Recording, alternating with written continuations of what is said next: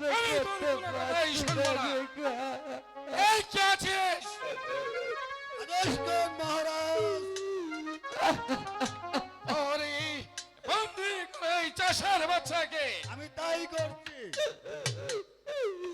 আমার যে আর সহ্য হচ্ছে না। ওরে তুমি এই মুহূর্তে ওকে নিয়ে যাও অন্ধকারে কারাকক্ষে। ওই কারাকক্ষে নিয়ে ওকে পাথরে চাপা দিয়ে রাখবে। যাও, নিয়ে যাও। আমি তাই যাচ্ছি হুজুর।